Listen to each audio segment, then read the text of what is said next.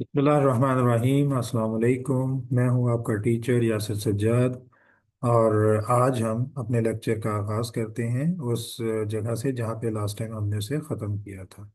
तो मैं आपसे स्क्रीन शेयर करने लगा हूं और वहां से हम आगाज़ करेंगे जहां से लास्ट टाइम हमने छोड़ा था। तो मेरे साथ रहिए। आपके सामने स्क्रीन अपीयर हो गई होगी।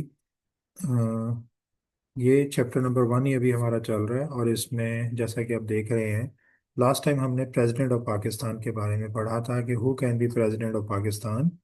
और उसका टेन्योर कितना होता है और बाकी चीज़ें, किस तरह से वो इलेक्ट किया जाता है और क्या वो री इलेक्ट हो सकता है कि नहीं। तो 5 या 6 या 7 पॉइंट से इन्हें आपने ज़रा रिटेन करना है अपने जहन में। इसके बाद जैसा हमने पढ़ा था और हम किस कॉन्टेक्स्ट में पढ़ रहे हैं आपको याद होगा कि how the laws are formulated in Pakistan, process of legislation in Pakistan. तो हमने कहा था कि इसमें हमारी जो पार्लियामेंट है वो लेजिस्लेट करती है। और फिर हमने पढ़ा था कि पार्लियामेंट के 3 कंपोनेंट्स हैं, 2 हाउसेज हैं और एक प्रेसिडेंट हाउस। और 2 हाउसेज नेशनल असेंबली और सेनेट, और तीसरा प्रेसिडेंट हाउस। और फिर हमने पढ़ा था कि जो कोई भी बिल होता है, बिल का मतलब है ऐसा लॉ जो लॉ बनाने की नीयत है लेकिन अभी फाइनल नहीं हुआ, अभी उसकी अप्रूवल नहीं हुई। तो कोई भी जो बिल होता है वो पहले किसी एक हाउस में पेश होता है। अच्छा, ये बात मैंने ज़्यादा डिटेल से अभी नहीं बताई कि वो कौन से हाउस में पेश होता है, एक जनरलाइज बात की थी। आज हम इंशाल्लाह ताला वो बात करेंगे डिटेल से कि ये इसका प्रोसेस क्या है, इसका ऑर्डर क्या है, पहले किस हाउस में जाता है और उसके बाद फिर आगे कैसे बढ़ता है। तो हमने ये पढ़ा था कि पार्लियामेंट के 2 हाउसेज हैं, नेशनल असेंबली और सेनेट। इनमें ये प्रेजेंट होता है और एक हाउस से जब अप्रूवल होती है तो सेकंड हाउस में जाता है और फिर वहाँ से अप्रूवल होती है तो ये प्रेसिडेंट के पास चला जाता है। और यहाँ प्रेसिडेंट के नाम के साथ, वर्ड के साथ उसने अप्रूवल का वर्ड लगाया था। मैं बल्कि आपको दिखा भी देता हूँ।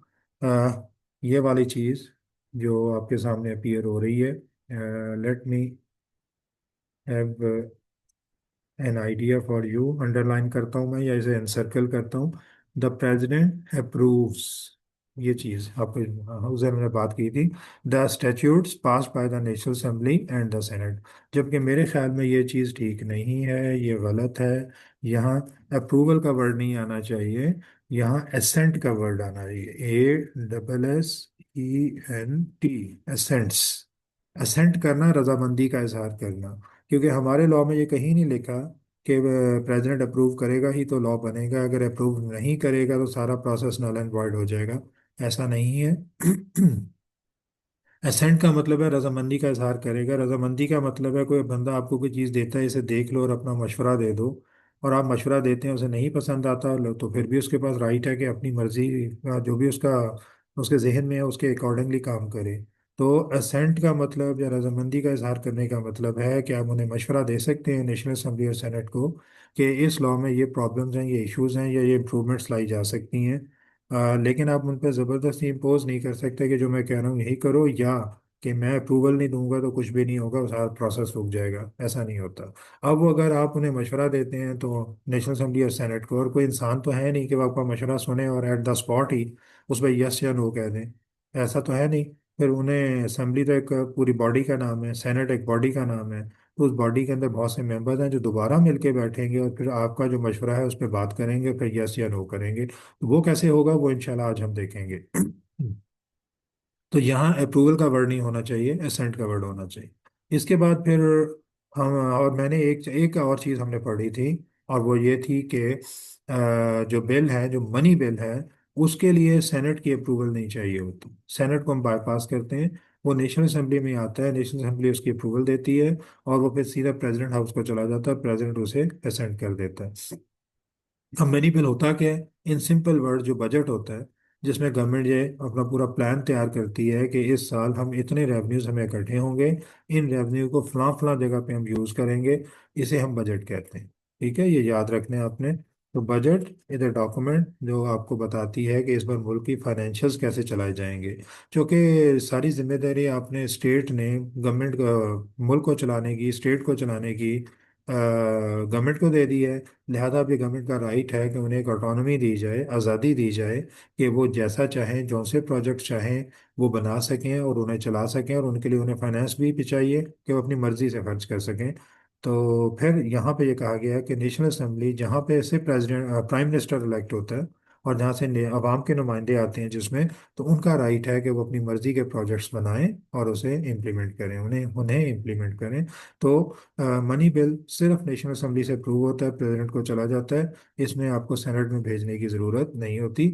ऑल दो कि आप सेनेट में भेजते हैं डिस्कशंस के लिए, और सेनेट से आप मशवरा ज़रूर मांगते हैं कि अगर आपके पास कोई अच्छा मशवरा तो दें, लेकिन सेनेट की अप्रूवल की ज़रूरत नहीं होती। जबकि अदर देन मनी बिल, कोई भी लॉ पे प्रेजेंट हो रहा है जिसे हम बिल ही कहेंगे अभी, तो उसके लिए नेशनल असेंबली और सेनेट दोनों की अप्रूवल की ज़रूरत होती है, अप्रूवल दोनों की।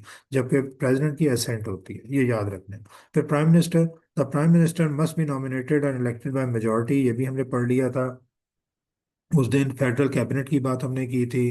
फेडरल मिनिस्टर को सेक्रेटरी सपोर्ट करते हैं, ये बात की थी। सेनेट की भी हमने बात की थी कि सेनेट के अंदर इस तरह से चीज चीज की जाती है कि एक वक्त में सेनेट मुकम्मल खाली नहीं होती, ठीक है। सेनेट हर वक्त चल रही होती है।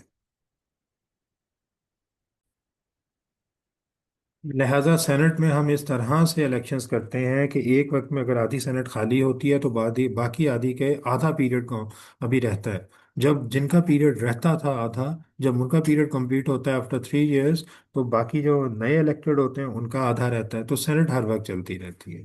फिर सेनेट का चेयरमैन होता है, डिप्टी चेयरमैन होता है। सेनेट का बुनियादी पर्पज जो है वो हारमनी और युगानगत और यूनिटी क्रिएट करना है। इनका बुनियादी मकसद लॉ मेकिंग या कोई और चीज़ नहीं है, लेकिन चूंकि ये स्टेट को रिप्रेजेंट करते हैं, लिहाजा इन्हें लॉ मेकिंग में फिर पार्टिसिपेट करवा लिया जाए। इसके बाद हम पढ़ेंगे जनाब नेशनल असेंबली। नेशनल असेंबली जैसे आप सब जानते हैं, इलेक्शंस तो आपने भी देखे होंगे।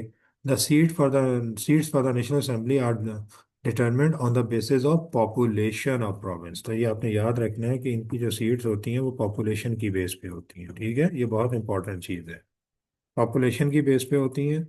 और यहाँ एरिया की बेस पे या किसी और बेस पे नहीं होती या इक्वल नहीं होती। क्योंकि यहाँ लोगों की रिप्रेजेंटेशन आनी है, तो जहाँ पे ज़्यादा लोग होंगे वहाँ पे ज़्यादा सीट्स होनी चाहिए। अब ये तो हो नहीं सकता कि अगर आप बराबर सीट्स रखें तो बलूचिस्तान में से 20 लाख लोग हैं या 50 लाख लोग हैं, ठीक है, या 1 करोड़ लोग हैं से, और पंजाब में 6 करोड़ लोग हैं और सीटें आप 10 ही रखें, तो फिर होगा क्या कि बलूचिस्तान में 1 करोड़ के जब 6 सीट्स दी जाएंगी 1 करोड़ लोगों को, तो तकरीबन तकरीबन ये हो जाएंगे तकरीबन 10 सीटें, 10 तो नहीं मतलब जितनी भी सीट्स होंगी, उन सीट्स में पर सीट या पर कॉन्स्टिट्यूशंसी या एक हलके में जो लोगों की तादाद है वो बहुत कम होगी। अगर इतनी ही सीटें पंजाब को दी जाएं जहां पॉपुलेशन बहुत ज़्यादा है, तो एक हलके में लोगों की तादाद बहुत ज़्यादा होगी। तो हो सकता है कि बलूचिस्तान के एक हलके में लोग सिर्फ 1 लाख हों, इतने भी ना हों, 50,000 हों। और पंजाब या सिंध के एक हलके में लोग 6 लाख हों। तो 6 लाख लोगों का एक मेंबर और सिर्फ 50,000 लोगों का एक मेंबर, ये कोई मुनासिब बात नहीं। मेंबर को उतने ही पब्लिक एलोकेट होनी चाहिए जिन्हें वो मैनेज कर सके, जिनसे वो बात कर सके, जिनके वो मसाइल आगे लेके जा सके, जिनके साथ वो डिस्कशंस कर सके। लिहाजा नेशनल असेंबली की जो सीट्स होती हैं वो पॉपुलेशन की बेस पे होती हैं। और वो जो होती हैं, जो नेशनल असेंबली में मुख्तलिफ एरियाज बनाते हैं कि इसकी एक सीट होगी, इसे हम कहते हैं कॉन्स्टिट्यूएंसी, ठीक है, कॉन्स्टिट्यूएंसी।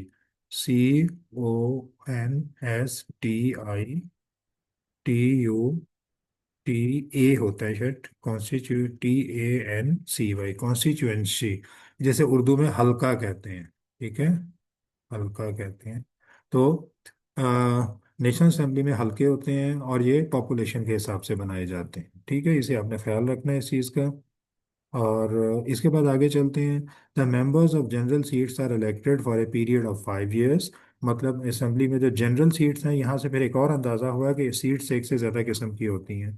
जनरल सीट्स होती हैं और कोई स्पेशल सीट्स या स्पेसिफिक सीट्स होती हैं, जैसे वेमेन की अलग सीट होती है, माइनॉरिटी जो अदर देन मुस्लिम्स है पाकिस्तान की, उनकी अलग सीट होती है। इस तरह उन्होंने मुख्तलिफ सीटें भी रखी हुई हैं, ठीक है। और तो जनरल सीट्स जो होती हैं वो 5 साल के लिए लोग बाकायदा से डायरेक्टली पब्लिक से इलेक्ट होके आते हैं on the basis of the direct votes by the voters. Registered. There are also reserve seat for women and non Muslims. ठीक है, तो रिजर्व सीट्स होती हैं और जनरल सीट्स होती हैं। रिजर्व सीट कैसे ना मतलब की जाती है, फिल इन की जाती है। इसका डायरेक्ट इलेक्शन नहीं होता, मतलब ये पब्लिक में इलेक्शन नहीं होता। रिजर्व सीट जब एक जनरल इलेक्शन होता है, लोग वोट देते हैं, जो रजिस्टर्ड वोटर्स हैं, मैं और आप, हम वोट देते हैं, तो नेशनल असेंबली की सीटें फिल इन हो जाती हैं, जो जिन्हें हम जनरल सीट्स कहते हैं। जब ये फिल इन हो जाती हैं तो एक पार्टी डोमिनेट करती है, दूसरी पार्टी अपोजिशन में जाती है। फिर ये रिजर्व सीट्स के लिए नॉमिनेशंस होती हैं, जिस पार्टी के जितनी ज़्यादा सीट्स होती हैं उसे ये जो सीट्स हैं ना, रिजर्व सीट्स एलोकेट कर दी जाती हैं। कि जी आपके सबसे ज़्यादा सीट्स हैं नेशनल असेंबली में, तो जी आपके इतनी विमेंस जो की जो सीट्स हैं वो आपके लिए हैं। तो ये बाकायदा इलेक्शन के थ्रू नहीं होती, ये उन पार्टीज़ को एक डिस्क्रिप्शन दे दी जाती है कि वो जिसे चाहे विमेन और नॉन मुस्लिम सीट पे लेके आए, जनरली ये होता है। ठीक है, तो ये जो जितनी सीटें विन की होती है नेशनल असेंबली में जनरल सीट पे एक पार्टी ने, उस हिसाब से उसे रिजर्व सीट्स दे दी जाती हैं। The members elect from themselves speaker, deputy speaker and prime minister. Members अपने अंदर से फिर इलेक्शन होता है बाकायदा, और उसमें एक स्पीकर मुंतखब होता है नेशनल असेंबली का, एक डिप्टी स्पीकर और एक प्राइम मिनिस्टर। प्राइम मिनिस्टर के साथ एक और भी बंदा इलेक्ट होता है, जिसे कहते हैं opposition leader, head of opposition. ठीक है, वो भी इलेक्ट होता है। अब जिस तरह सेनेट में हमने पढ़ा था कि चेयरमैन और डिप्टी चेयरमैन होते हैं, तो यहाँ पे वही जो रोल है वो प्ले करते हैं स्पीकर और डिप्टी स्पीकर। स्पीकर का रोल होता है कि पूरी असेंबली के इजलास को मॉनिटर करेगा, चलाएगा, रेगुलेट करेगा, मसले मसाइल हल करेगा मेंबर्स के। और अगर स्पीकर अवेलेबल नहीं है फॉर एनी रीज़न व्हाटसोएवर, तो डिप्टी स्पीकर जो है वो इस चीज़ को टेकअप करेगा। प्राइम मिनिस्टर वो शख्स होता है जो कि फिर पूरे मुल्क की हुकूमत का सरबराह बनता है, और जनरली ये वही शख्स होता है जो कि जो मेजर पार्टी विन करके आती है, जो वो जैसे अपना मुल्क का प्राइम मिनिस्टर बनाती है, अपने लीडर्स में से वही बनता है। तो डेमोक्रेटिक सिस्टम में तो यही होता है जनरली। ये बहुत ही मुश्किल है, बल्कि पॉसिबल नहीं है कि डोमिनेट एक पार्टी कर रही हो और प्राइम मिनिस्टर दूसरी पार्टी का बन जाए। ये तो फिर बहुत ज़्यादा डिफरेंट तरीक़ों से, गलत तरीक़ों से, ठीक तरीक़ों से, और डंडे के जोर पे अगर किया जाए तो वो अलग बात है। अदरवाइज मतलब लॉजिकली ये पॉसिबल नहीं है। तो जनरली प्राइम मिनिस्टर वही होता है जो मेजोरिटी पार्टी का बंदा होता है और जिसे उस पार्टी के लोग पसंद करते हैं। The most important function of the national assembly is law making and the formulation of policies. ये याद रखना है। तो अगर कोई आपसे पूछे कि जी बेसिक रोल लॉ मेकिंग का पूरे पाकिस्तान की में और पार्लियामेंट में किसका है, तो आपने कहना है, पहले तो आपने कहना है पार्लियामेंट का, ये जो है लेजिस्लेटर है। फिर अगर कोई ये पूछे कि पार्लियामेंट के अंदर बेसिक रोल किसका है, तो आपने नेशनल असेंबली का नाम लेना है। सेनेट भी पार्टिसिपेट करती है, उसकी भी अप्रूवल चाहिए, लेकिन उसका बेसिक रोल लॉ मेकिंग नहीं है। उसका बेसिक रोल हार्मनी और यूनिटी क्रिएट करके रखना है मुल्क में। तो ये चीज़ें हमने पढ़ ली। अब हम अभी से प्रोसेस ऑफ लेजिस्लेशन पढ़ रहे हैं, और ये बेहद इंपॉर्टेंट चीज़ है। तो बेटा इसका आपने बहुत ज़्यादा ख्याल रखना है, बहुत ध्यान से तवज्जो से इसे सुनना है।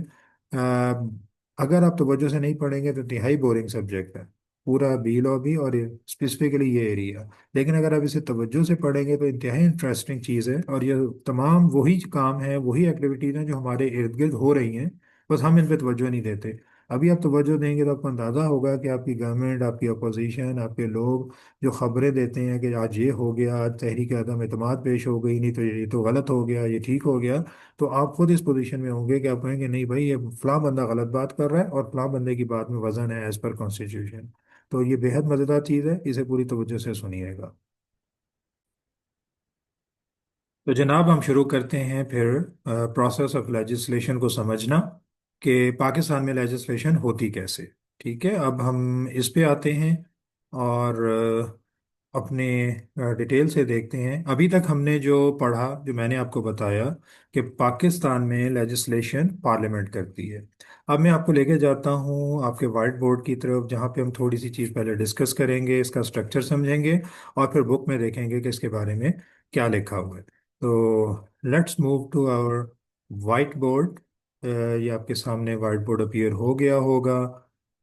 अच्छा, इसमें मैंने ऐसे ही किया, मैं आपको बता दूं, मैं बेसिकली फ़िलहाल एक्सेल की फ़ाइल को वाइट बोर्ड के तौर पे यूज़ कर रहा हूँ, क्योंकि मुझे इसमें फ्लेक्सिबिलिटी ज़्यादा नज़र आती है।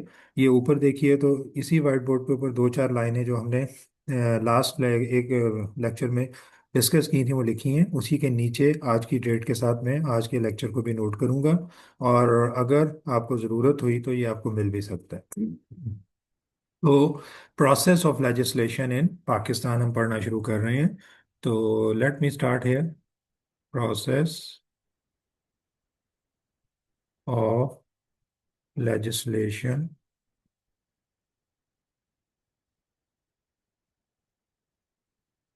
ठीक है जी, इन पाकिस्तान।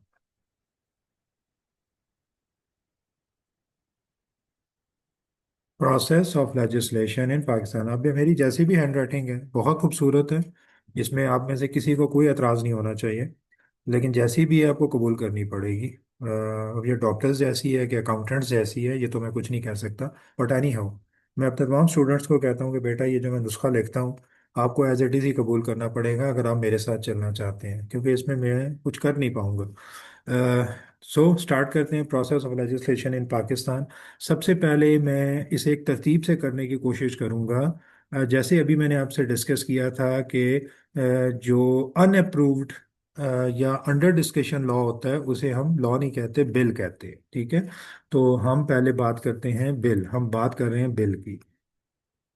बिल, ठीक है, हम बिल की बात कर रहे हैं। अच्छा, बिल में कौन कौन से दो बिल्स आते हैं ये हम डिस्कस करते हैं, जो अभी हमने डिस्कस किया भी था।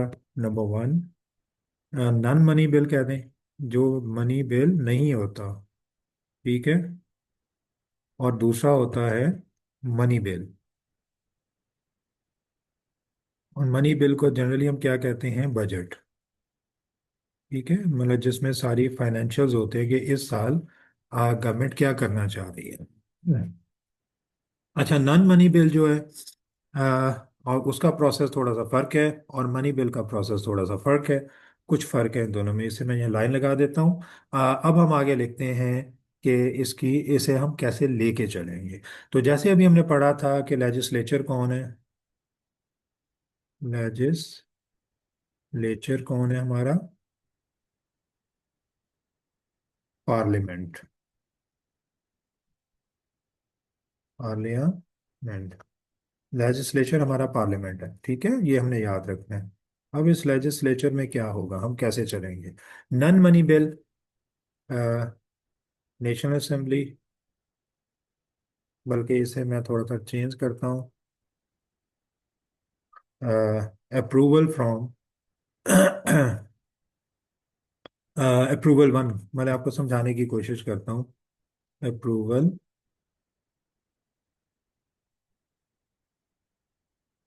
अप्रूवल वन पहले किसकी अप्रूवल होगी, और अप्रूवल, सॉरी, अप्रूवल टू किसकी अप्रूवल होगी, और उसके बाद क्या होगा, ठीक है। अभी चीज़ें थोड़ी सी आगे पीछे हो गई हैं और इसमें थोड़ा सा मेरे साथ आप कोऑपरेट कर लीजिएगा, क्योंकि तरतीब से चलाना, थोड़ा सा समझाना, अगर लिखते हुए चीज़ें ऊपर नीचे हो जाएं तो थोड़ा सा एम्बेरसमेंट होती है। तो बहरहाल कोशिश कीजिए कि आपको एम्बेरसमेंट ना ही हो, अगर हो रही है तो माजरत, मैं कुछ नहीं कर सकता।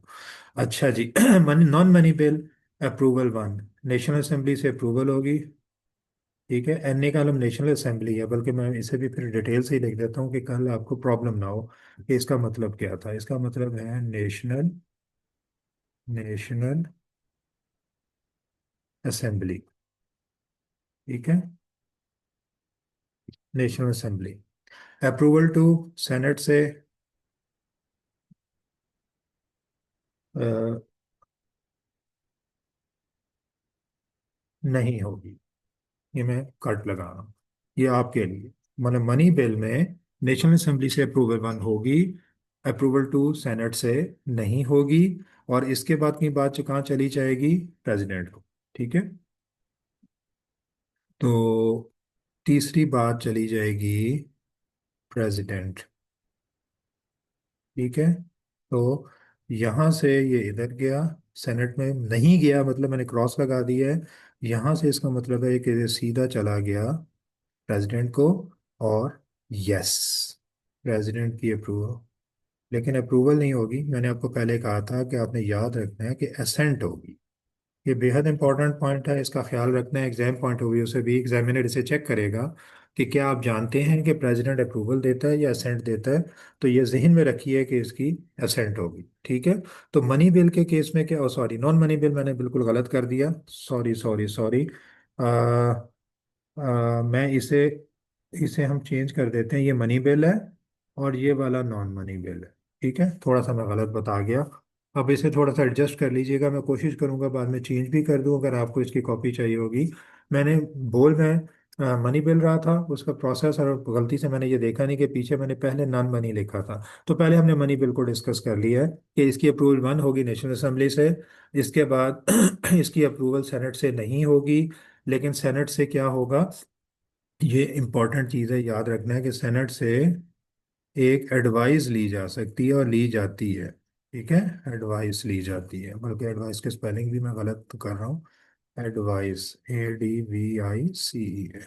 सेनेट से एडवाइस जरूर ली जाती है, लेकिन उसकी अप्रूवल की ज़रूरत नहीं होती। और जैसा पहले मैंने अर्ज़ किया है कि अप्रूवल और एडवाइस में एक फ़र्क होता है, अप्रूवल या असेंट, और अप्रूवल या असेंट या एडवाइस, मतलब फिर मैं बोल देता हूँ, शायद मैं थोड़ा सा मैं गलत कर रहा हूँ। Approval is one thing, number one. Assent या एडवाइस आप कह सकते हैं कि मिलती जुलती चीज़ें हैं। तो असेंट या एडवाइस का मतलब होता है कि हमें किसी बंदे की अप्रूवल की ज़रूरत नहीं है, हम उससे मशवरा ले रहे हैं और हमारी मर्जी है चाहे माने ना माने, हमें उसकी अप्रूवल की ज़रूरत नहीं। जबकि अप्रूवल में जो वो बंदा जब तक हाँ नहीं कहेगा हम आगे नहीं बढ़ सकते।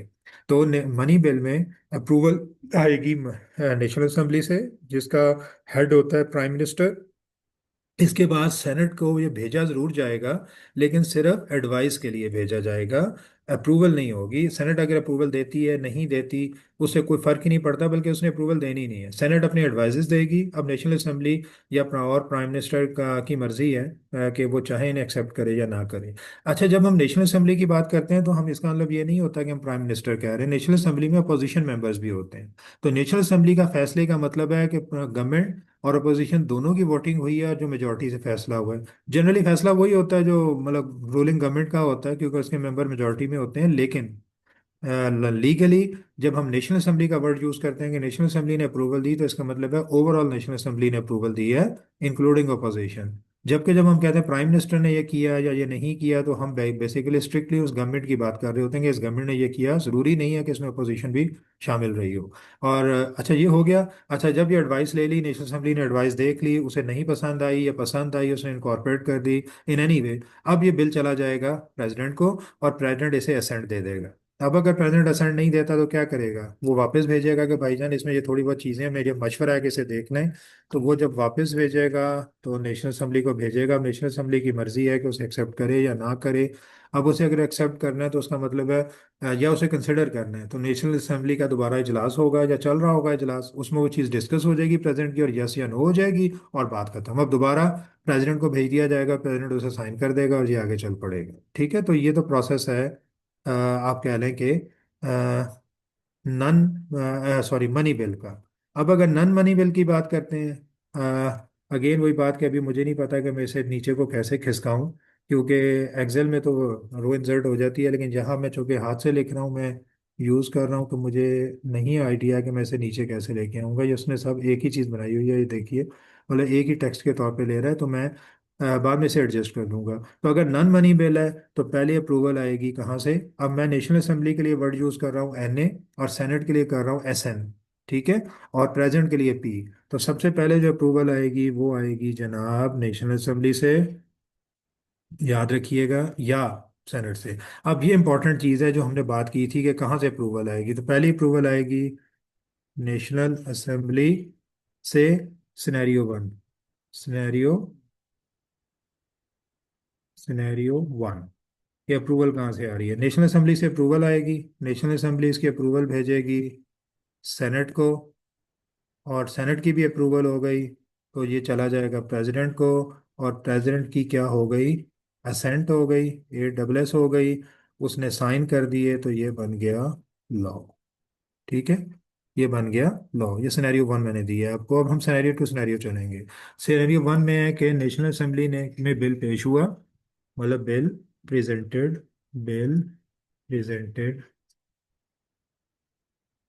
इन नेशनल असेंबली, नेशनल असेंबली से चला गया अप्रूव होने के बाद सेनेट, सेनेट से अप्रूव होने के बाद चला गया प्रेसिडेंट, और प्रेसिडेंट को कोई कोई एतराज़ नहीं था, तो प्रेसिडेंट ने इसे क्या किया, इसे असेंट दे दी, असेंट दे दी, और ये बन गया लॉ।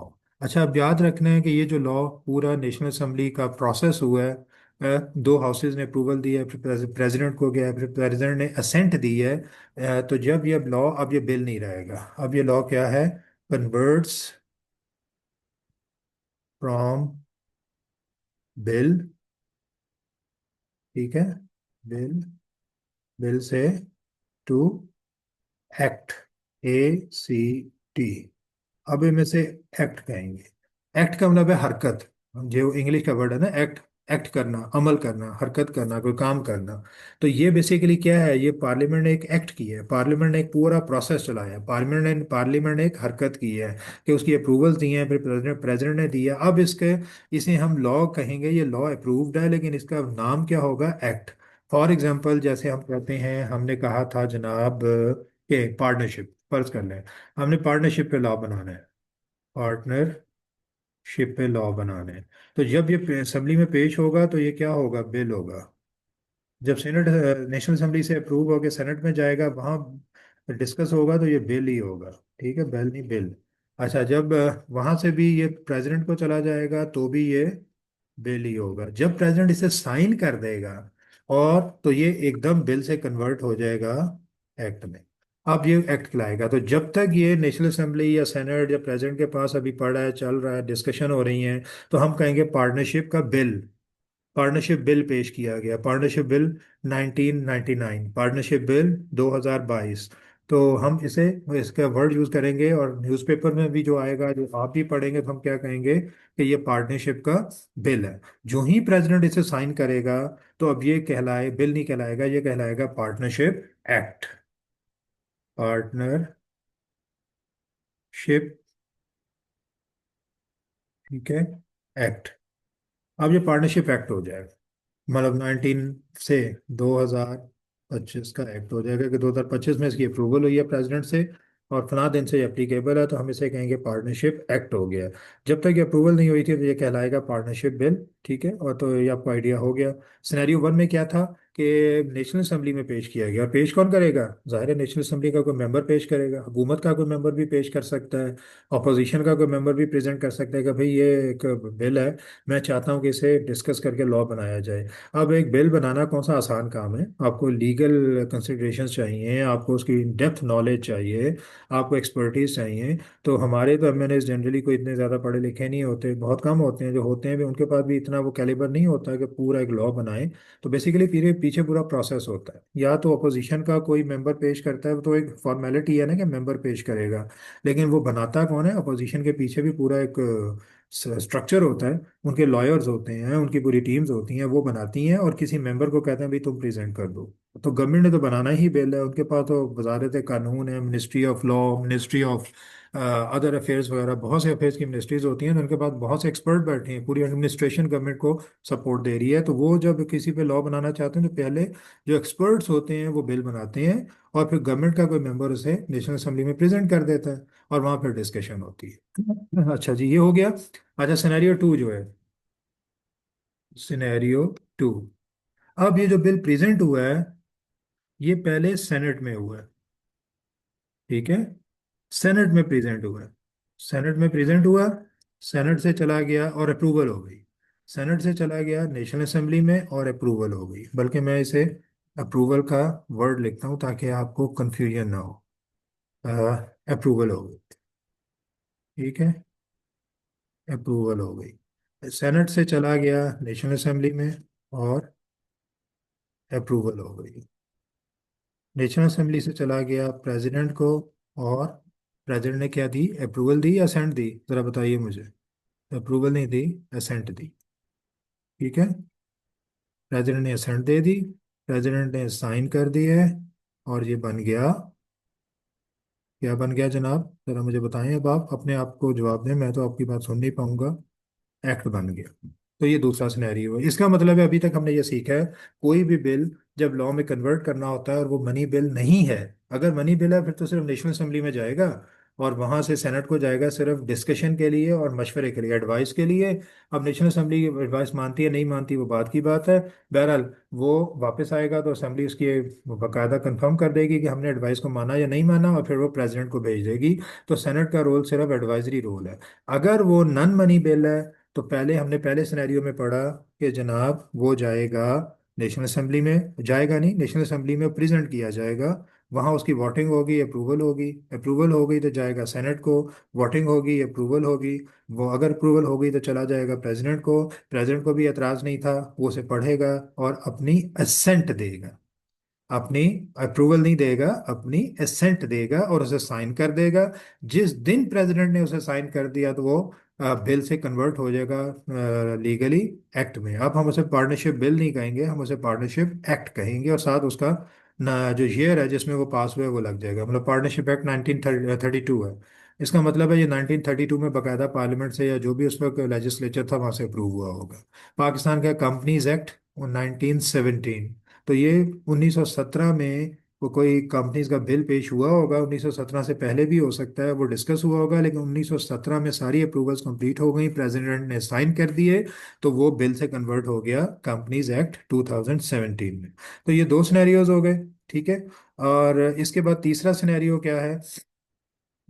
सिनेरियो 3। सिनेरियो 3 है, हम सारी जैसे आपने प्रोबेबिलिटी पढ़ी थी ना उसमें क्यूएमएस में, तो हम प्रोबेबिलिटीज को डिस्कस करते हैं कि अगर पहले ने अप्रूवल दे दी, दूसरे ने ना दी, फिर क्या होगा। दोनों ने अप्रूवल दे दी, प्रेसिडेंट ने ना दी, तो फिर क्या होगा। तो हमने कहा कि सिनेरियो 3 में किसी एक हाउस में पेश हुआ। अब मैं वो बार बार नहीं करूंगा, पहले दो सिनेरियो तो मैंने इसलिए बताया कि आपको ये बताना था कि कोई भी बिल डायरेक्टली नेशनल असेंबली में भी प्रेजेंट हो सकता है और सेनेट में भी हो सकता है। अब हम सिनेरियो 3 से आगे डिस्कस करेंगे कि बिल पेश हुआ नेशनल असेंबली में, ठीक है, या सेनेट में, किसी में भी पेश हुआ, ठीक है। सॉरी इसे मैं थोड़ा कंफ्यूज हो जाओगे आप, मैं इसे एनए कर देता हूँ सिंपली, विदाउट एनी इंडिकेशन। और सेनेट मतलब नेशनल असेंबली में पेश हुआ या सेनेट में पेश हुआ। जब हमने अभी जो ऊपर सिनेरियो पढ़ा तो क्या होना था, अगर नेशनल असेंबली में पेश हुआ तो ये सेनेट में जाना था, और अगर ये सेनेट में पेश हुआ तो नेशनल असेंबली में जाना था। तो नेशनल असेंबली ने क्या दे दी? अप्रूवल दे दी। अप्रूवल, या सेनेट ने, जिसने पहले जहां पहले प्रेजेंट हुआ उसने अप्रूवल दे दी, ठीक है। लेकिन जहाँ दूसरे ने प्रेजेंट हुआ उसने क्या किया? उसने इसमें सजेस्ट कर दिया अमेंडमेंट्स, कि नहीं भाई ये पूरा ठीक नहीं है, इसमें थोड़ा सा अमेंडमेंट करें, कुछ चीज़ें हमें पसंद हैं, ठीक हैं, और लेकिन कुछ चीज़ें हमारे ख्याल में ठीक नहीं हैं, इन्हें आप बेहतर करें। अब ये अमेंडमेंट कर दी। इसका मतलब है कि पहले हाउस ने तो अप्रूवल दे दी थी, अब दूसरे हाउस ने अमेंडमेंट किया। अब ये प्रेसिडेंट को तो नहीं जाएगा। अगर ये प्रेसिडेंट को जाएगा लॉजिकली, तो फिर प्रेसिडेंट पूछेगा कि भाई मुझे बताएं मैंने पहले वाले को कंसिडर करना है या दूसरे को। और जबकि दोनों की अप्रूवल्स की ज़रूरत है, तो इसका मतलब है ये फुल फ्लेज अप्रूव ही नहीं हुआ। एक चीज जो अभी तक अप्रूव नहीं हुई वो आगे फॉरवर्ड नहीं की जाती, ये तो आप मुझसे एग्री करेंगे ना। तो अगर वो अप्रूव नहीं हुआ तो अब क्या करना, इन दोनों का कन्फ्लिक्ट है। जब ये अमेंडमेंट करेंगे तो ये रिटर्न कर देंगे नेशनल असेंबली को, होना भी यही चाहिए। क्या ख्याल है कि अब भाई ये हमारी सजेशन है, इसे कंसिडर करें। लेकिन अब ये सजेशन नहीं है, याद रखें कि ये नॉन मनी बिल है। यहाँ दूसरे हाउस के पास सिर्फ ये पार नहीं है कि सिर्फ सजेस्ट कर सके, उसकी अप्रूवल रिक्वायर्ड है। उसकी अप्रूवल के बगैर आप आगे नहीं बढ़ सकते। लिहाजा जब वो रिटर्न करेगा और आप करेगा कि सजेस्ट करें, तो नेशनल असेंबली से दोबारा कंसिडर करेगी, ठीक है। नेशनल असेंबली दोबारा रिकंसिडर करेगी, कंसिडर करेगी। रिकंसिडर करके वो कहती है जी कि मैंने अप्रूवल दे दी, बिल्कुल ठीक है, इनकी बड़ी अच्छी सजेशंस हैं, हमारे जहन में तो नहीं आई थी। ओके, जब ये अप्रूवल हो गई तो इसका मतलब है, अब ये बहुत इंपॉर्टेंट चीज़ें बेटा याद रखनी है एग्जाम पॉइंट ऑफ व्यू से, किताब में बहुत क्लियरली नहीं मिलेंगी और आपको समझ नहीं आएंगी। जब इसकी अप्रूवल हो गई और इन्होंने एज इट इज इस चीज़ को मान लिया जो अगले हाउस ने कहा था, तो अगले हाउस ने कुछ चीज़ें तो पहले ही मान ली थी, और जो चीज़ें उसने सजेशन दी थी वो भी आपने मान ली, तो ये तो बिल्कुल वही हो गया जो सेकंड हाउस की मर्जी थी। अब इसे दोबारा सेकंड हाउस में भेजने की जरूरत ही क्या है, क्योंकि उन्होंने तो जो कुछ कहा था, जैसे कहा था, सब कुछ हो गया। तो आपको सेकंड हाउस में भेजने की जरूरत नहीं है, ये डायरेक्टली चला जाएगा प्रेसिडेंट को, और प्रेसिडेंट इसकी असेंट दे देगा, असेंट दे देगा और साइन हो जाएंगे, और ये क्या बन जाएगा? एक्ट बन जाएगा। तो ये बहुत इंपॉर्टेंट चीज़ है, इंटरेस्टिंग चीज़ है। सिस्टम को और प्रोसेस को समझना है कि जब एक हाउस ने अमेंडमेंट सजेस्ट की और आपने कर दी, तो अब आपको उसे दोबारा उसको भेजने की ज़रूरत ही नहीं। अगर वो कहें कि जी आपने दोबारा हमें क्यों नहीं भेजा, तो हमने कहा भाईजान आपने जो कुछ कहा था सब कुछ हमने मान लिया, एज इट इज़ है। और वही चीज़ आपको दोबारा भेज के टाइम वेस्ट करने वाली बात थी कि सेनेट का इजलास होता है, नेशनल असेंबली का इजलास होता है, नोटिस देने होते हैं मेंबर्स को, तो अच्छा भला टाइम लग जाता है, तो हम टाइम क्यों वेस्ट करें जबकि उसकी ज़रूरत ही नहीं है। तो ये प्रेसिडेंट को गया, असेंट हो गई और ये एक्ट बन गया। ठीक है, तो ये सिनेरियो 3 हो गया। अब यहाँ से याद रखें कि हम नॉन मनी बिल की बात कर रहे हैं, जो कि दोनों हाउसेस की अप्रूवल जहाँ जिसमें रिक्वायर्ड है, और वो किसी भी हाउस में पेश किया जा सकता है। सेनेटर भी पेश कर सकता है, सेनेट में वहाँ से अप्रूवल होकर नेशनल असेंबली में आएगा, या नेशनल असेंबली का मेंबर भी प्रेजेंट कर सकता है और वहाँ से अप्रूवल होके सेनेट में जाएगा। अब अब हमने क्या सिनेरियो पढ़ा कि पहले हाउस ने जो बनाया, दूसरे ने उसमें सजेशन सजेस्ट किया, पहले हाउस ने एज इट इज़ मान ली, तो मसला ख़त्म, प्रेसिडेंट को जाएगा और ख़त्म हो जाएगा, ये एक्ट बन जाएगा, मतलब बिल ख़त्म हो जाएगा और एक्ट बन जाएगा। सिनेरियो 4 में देखते हैं अब क्या करना है। सिनेरियो 4 में हमने नेशनल असेंबली या सेनेट, ठीक है, यहाँ, और फिर जाहिर है कि जब नेशनल असेंबली से गया तो सॉरी, पहले इधर सेनेट आएगी, सेनेट में जाएगा, अगर सेनेट से गया तो नेशनल असेंबली आएगी वो, और फिर प्रेसिडेंट का रोल क्या होगा वो हम बाद में देखेंगे। इसे मैं लाइन लगा देता हूँ ताकि चीज़ें, सॉरी, ये चीज़ें मिक्सअप ना हो, मैं इसे लाइन लगा के ये से ख़त्म कर देता हूँ। तो ये प्रेसिडेंट को जाएगा, ठीक है, प्रेसिडेंट को जा रहा है। अब इसके बाद अब क्या करना है, नेशनल असेंबली ने इसकी अप्रूवल दी या सेनेट, इसने इसकी अप्रूवल दी। जब दूसरे उसने गया तो उसने सजेशन सजेस्ट नहीं किया, उसने रिजेक्ट ही कर दिया, सीधा सीधा से रिजेक्ट कर दिया। सॉरी, एक सिनेरियो में भूल गया, वो ज़्यादा रेलिवेंट होगा अगर मैं पहले उसकी बात करूंगा। तो ये सिनेरियो जो 3 है ना, उसे ही कंटिन्यू करते हैं। इन्होंने इसकी अप्रूवल दी, उन्होंने सजेशन